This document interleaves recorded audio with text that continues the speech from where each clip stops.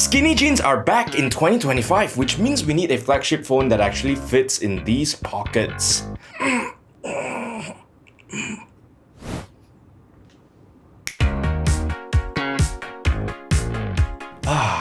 Much better.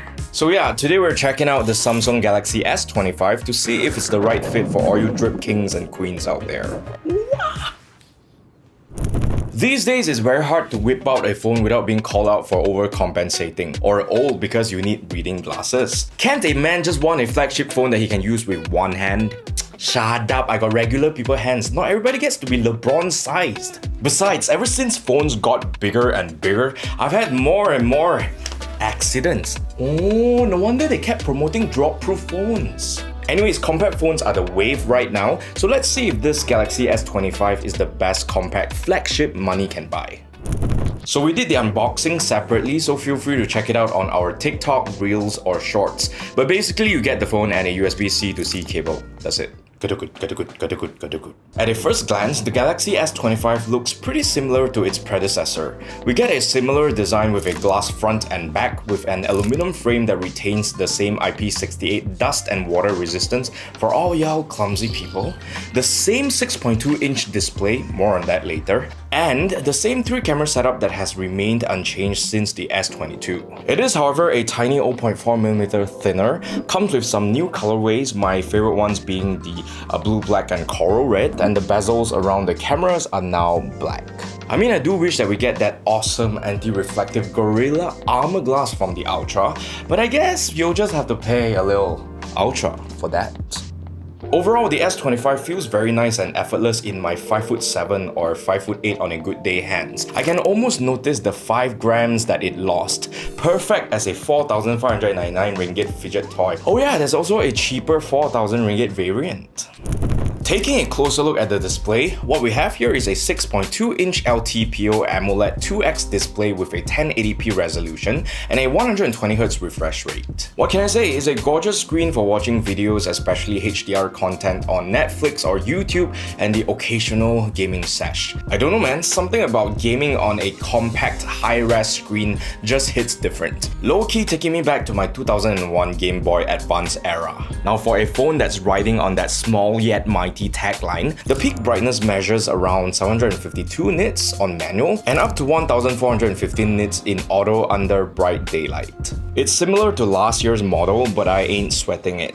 Outdoor visibility is still comfortable enough. I didn't need to squint extra hard to see who left me on red. What's neat is how the adaptive refresh rate drops down to just 1 Hz when you are staring at a static image. Basically your phone taking a little power nap to save battery. I was also happy that Samsung kept the under-display ultrasonic fingerprint sensor. It's fast, accurate and saves me from looking like a whole acrobat when face unlock fails in low light. What? You think fruit brand meh? Now the S25's pair of stereo speakers are decently loud. They have a V-shaped sound signature, which means you're gonna get a little bit more bass for that extra immersiveness during explosive scenes in movies or if you're gaming. And there's also an emphasis in the upper mids and treble for you guys to hear footsteps as well as gunshots more clearly. That also means that when you're listening to music, especially if it has male vocals, it's not gonna sound that warm. However, I still think that they are pretty good speakers for everyday listening. Here's a little sound test for your reference.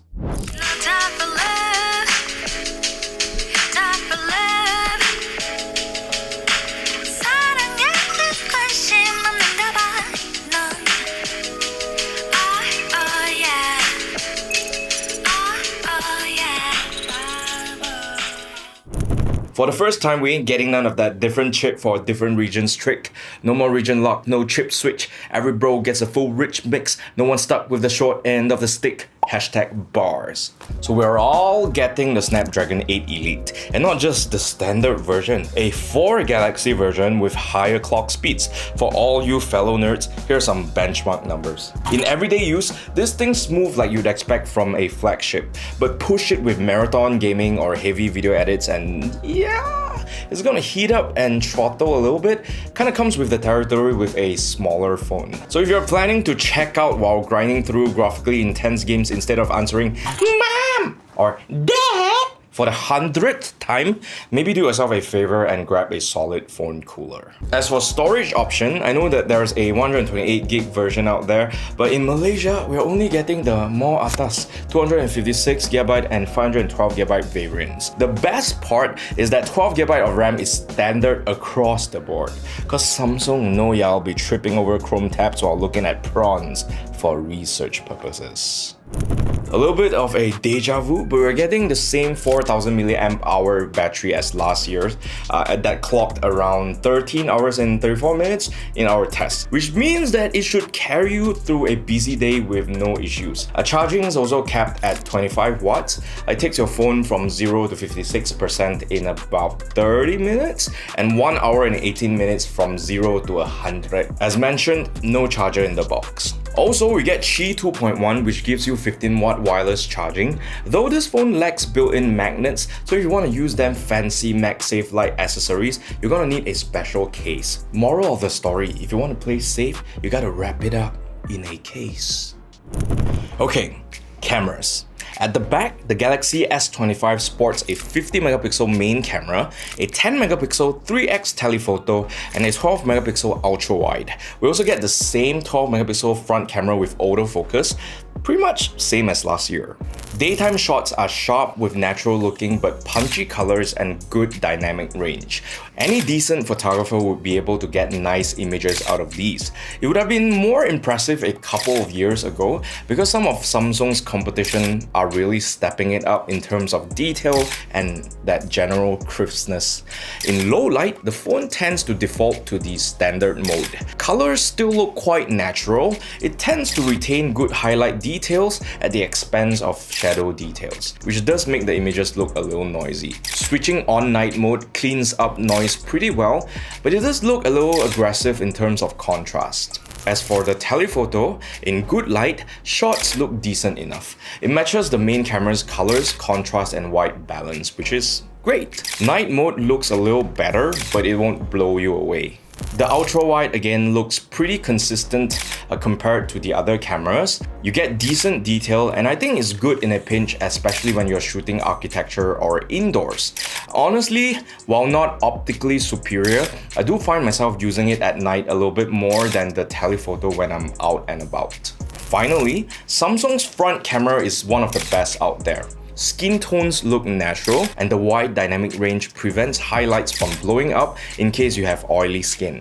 Moving on to video, all 4 cameras shoot at 4K and 60fps, and the main camera can do 8K in case you don't want to squint while viewing your home videos in 2045. I'd stick to the main camera for the smoothest footage that also look the most detailed and vibrant. I mean, in broad daylight, sure, feel free to hit the telephoto if you're feeling a little creepy, or better yet, go ultra-wide for that exaggerated action camera look if you're on the go. Stabilization is just top-notch if you like running around with your dog doing zoomies at the park. At night, footage also looks pretty clean, though not really ahead of the pack.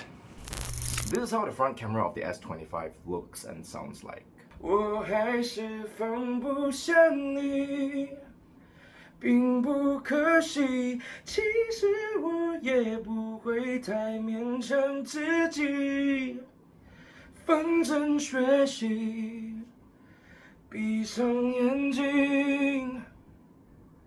早安，